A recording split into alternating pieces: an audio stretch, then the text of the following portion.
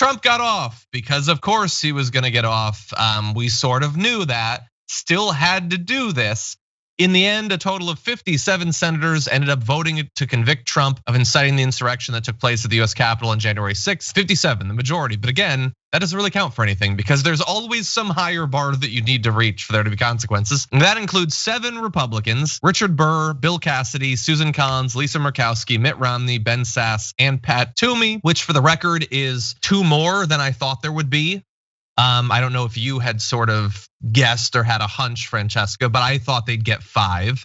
And so I'm a little bit surprised at Burr, and I mean, I guess Cassidy had sort of implied earlier on that maybe he was a possible, but 57, by far the most ever in a trial like this. I mean, up until last year, it was just Mitt Romney is the only person that had ever voted to convict someone of their party. So this is historically bipartisan, but it's not 67, so Trump gets to go free.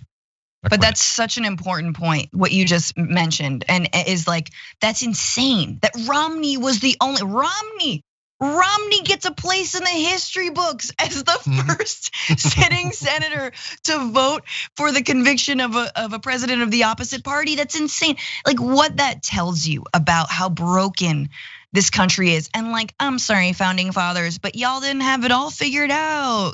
Maybe it was when you also owned slaves. But it's like, you set up this tool to hold presidents accountable, but within a 2-party system, which is fundamentally undemocratic, like we're no more partisan or nonpartisan than we were in other impeachments, right? Like this is the most bipartisan impeachment in the history of the United States, which just tells you that impeachment is not a good tool within a 2-party system, and definitely with an unrepresentative Senate, 100 people who do not accurately represent the per capita, like the people, the actual people, right? They represent more land and cows than actual people. And look, cows are some shady MFers, but they probably would have voted to acquit. But I don't know. Did they? The point is like, we need to revisit these systems.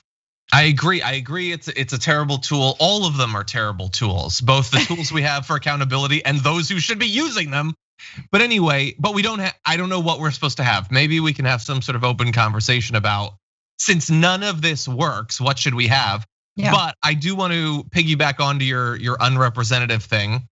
This is like, there's nothing I love more, I guess, than reading graphics like this that sort of demonstrate a point, but are completely pointless because it doesn't matter. But the 57 senators who voted to convict Trump represent about 202 million people, while the 43 senators who voted to acquit represent only about 125. In total, the block of senators who voted to convict represent 76.7 million more people than the block who voted not guilty. More votes, by the way, than what Trump got in the election. Whether you know how to round or not, it's more. And that doesn't matter. None of it matters. Nothing matters. But it's crazy. There's always some higher number you need to get. It's always just not quite enough. Even like getting the Senate, not quite enough. Getting 60, not quite enough. That's just the sort of way that it works. But that's really good that you bring up the graphic. I mean, it is important because it's the ways that, when we start to understand how our systems in this country work against us, how the economic system that we have works against us, it starts to feel less hopeless. And I know that sounds weird, but every time I understand, but true, but it's rather than like people are evil and things are bad. It's like, no, the system is designed for them to like be able to get away with this amount of greed and minority rule. And that allows us at least a path forward. Like, okay, we know what we need to reform. We know what we need to rein in. So for me, I actually feel better when I see that because I'm like, oh, it's not just that everyone's awful. It's that it's all designed not in the favor of democracy. Oh, and to demonstrate your point, that graphic that's below you right now, US Senate acquits Donald Trump 43 to 57. It's good democracy. That's a good democracy right there.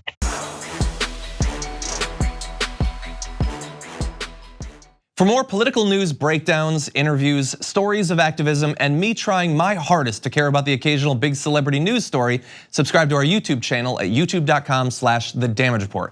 And you can ring the bell wherever it is so you don't miss anything.